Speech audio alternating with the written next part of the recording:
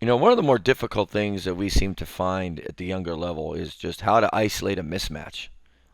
And it's really, embarrassing, but how to isolate or ISO a mismatch, especially in the post.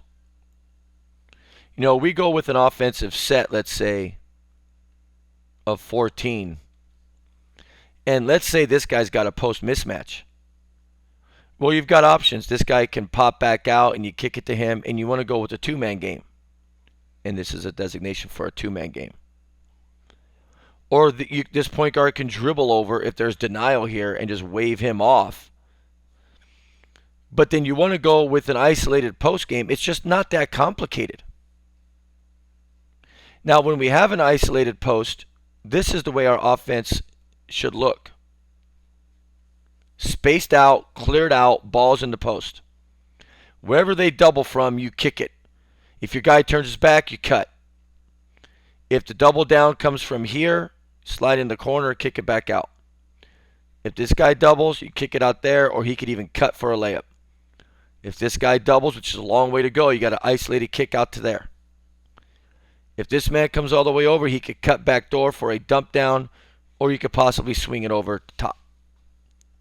You've got to have spacing. It's got to be like a 1-4 set with the isolated post and then 4 guys on the perimeter in any way, shape, or form, but they have to be out.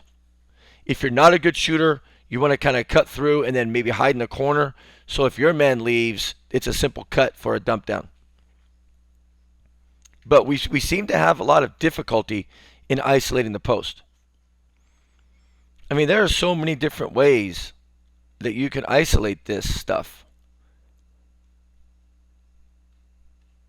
Depending on where the guy is. If this is the guy we want to isolate, this guy can just pop out, and if he's got the ball, we're looking inside. He's not open, we swing it, but this guy has to maintain the fact he's going block to block.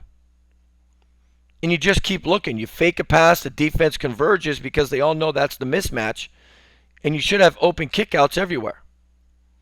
But you want to maintain your spacing. You don't want guys in the lane clogging it up.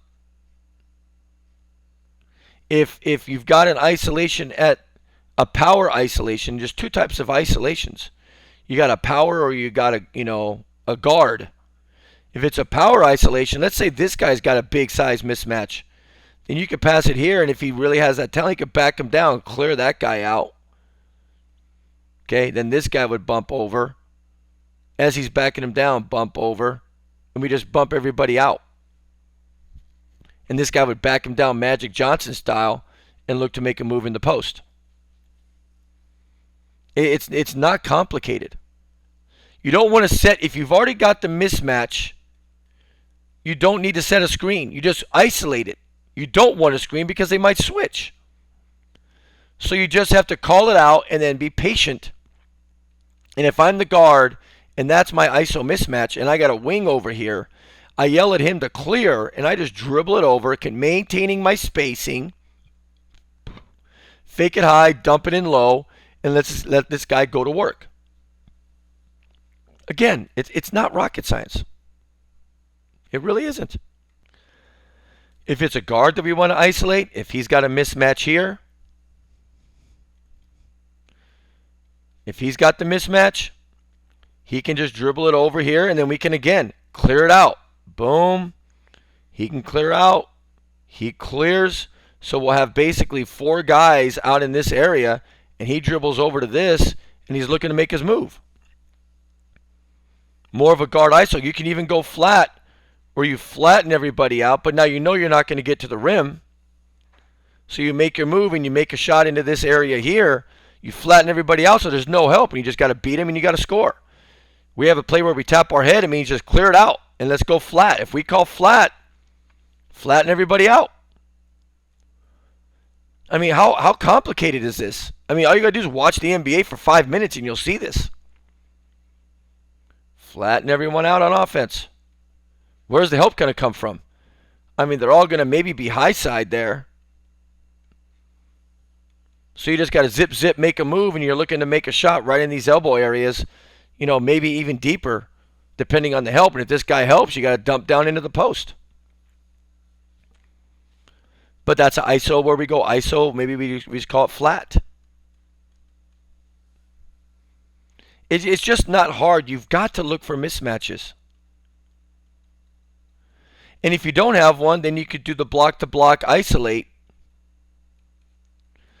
You know, maybe we have a big little Stockton Malone where you want the little to come set a screen on the big, and the big fights over, pass it here, look inside. They can't switch because then it's a major mismatch. If they switch, you hold it. Double's going to come, then you kick it. If they don't switch and it's a great John Stockton type screen, you could hit that guy right away for a bucket.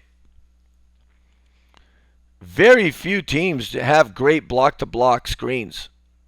Block-to-block is the key, man. If you have a guy that could set, if you could set great block-to-block screens, it's going to get so many guys. Just watch Utah back in the old days. Ball's here. We have other guys spread out. He sets that screen. If it's a great screen by a tough guard, he comes over either way. You've got a quick hitter for a layup. If they switch it, then we clear it, and we isolate the big man who's got a little on him. And usually that big man who switched is going to come back, which now means he's going to have two guys guarding him, which means this guy can just cut and just lay it into him. But we've got to do a better job of finding out where the mismatches are and staying patient and just continue to move the ball until you get that guy you want isolated in that post. You get it to him on the block he wants to get it on, and then he's got to be patient and play the post. Kevin McHale, Akeem Olajuwon. Nobody's Kareem, so I won't give him an extend to that level, but there's no sky hooks anymore. But you just got to be able to isolate in the post. It's not rocket science. Figure it out.